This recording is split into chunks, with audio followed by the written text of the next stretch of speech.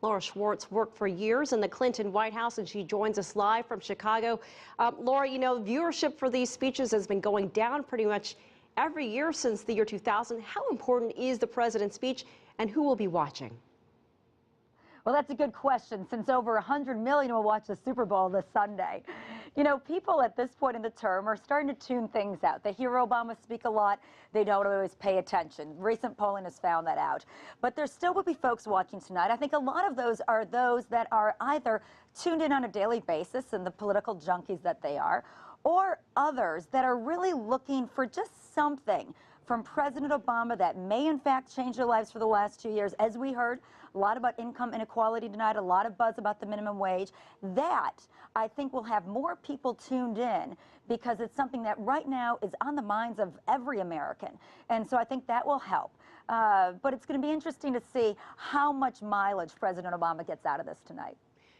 People watching us from around the world have seen and heard how gridlocked Washington has been lately, especially after that government shutdown last year. His pitch was for new gun regulations, but that never happened. So can the president say anything that will break through that gridlock and really influence lawmakers to act, or are Americans just hearing empty promises? Elaine, you make a really good point, and I think a lot of people watching tonight are thinking about that gridlock. I really hope President Obama addresses just that. Speaker Boehner, his opposition in the House, for example, this morning mentioned to a breakfast with reporters that even though the House and the administration may be divided, it's not dysfunctional. And right now, a lot of folks see it as dysfunctional. So I think President Obama has to talk about bipartisanship and talk about initiatives of which he can get relationships built and partnerships made and coalitions established. Because if he doesn't frame it up in that effect, I think a lot of people will tune out and think, okay, you mentioned 41 things last year and 2 got done. What are you really telling us? This can be a roadmap when you have a Congress of your own party, because you really can get it through, or it can really raise the issues to the minds of the American people, and that's what Barack Obama has to do tonight. Even if it has no chance of passing, he needs to raise it to the public consciousness. Well, and of course, as Jessica mentioned, this year the president's main message will be income inequality. And Laura, stay with us. I want to bring you a report from our correspondent in Chicago, Rosa Kazan. She's been looking into the fight for higher wages there in President Obama's hometown. They've become the face of America's growing inequality. Minimum wage earners demanding a raise. The trend, the U.S. president says, that's now jeopardizing America's basic bargain, that if you work hard, you have a chance to succeed. I believe this is the defining challenge of our time, making sure our economy works for every working American. The top Republican in Congress, John Boehner, says higher wages won't help. We know from increases in the minimum wage in the past that hundreds of thousands of low-income Americans have lost their jobs. But that's not what the people believe here in Adgill Gardens on Chicago's South Side. In this community, where President Obama began his career in public service as a community organizer in 1985, little has changed.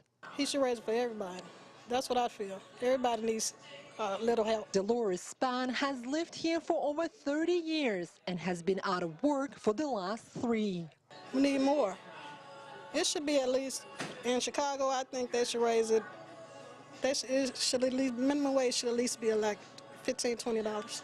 That's a long way to go from the current federal minimum wage of $7.25 an hour. In 4 U.S. states, minimum wages are even lower than that. More than a dozen other states have minimum wages above the federal rate. Illinois is one of those states. But people here say they need more than wages. You need more jobs. More jobs. Not enough jobs for the community or the people out here. This is Adgill Gardens' only grocery store, serving almost 4,000 people. The next closest grocery store, which is bigger and offers more variety, is 3 separate bus rides away. And that's what the residents here say they feel the most: isolation. Rosa Kazan, CCTV, Chicago. Laura Schwartz rejoining us from Chicago. He has 3 years left in his term. You spent time here in Washington. You know how this works. And, he really isn't an off year. There's just not a lot of buzz surrounding this particular speech. So how would you advise the president to get his message across to this audience today? Well, he has to almost speak over the heads of Congress and straight to those cameras and the American people, because regardless as to how many people will watch tonight, these sound bites will be broken down and used over the next few months. And he will have to take this message to the road, get out there to the communities in which they can then respond and tell their representatives and senators, we need the minimum wage. And if that means President Obama packages legislation that allows the corporate tax code to be redone, or if it gives incentives to employers to offset the additional costs that they're going to have because of raising the wage, he's got to work with Congress to make that work, and he has to work with the American people to wage the argument so that it's heard on a national level. Otherwise, it's really tough to just enact change with the pen.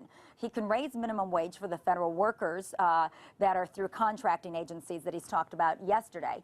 But to get the full-on minimum wage across the country raised, he really has to create those relationships and tell the American people how he'll do it without the risk of losing jobs. All right, Laura Schwartz in Chicago, we appreciate your insight. Thanks so much for joining us here on the show.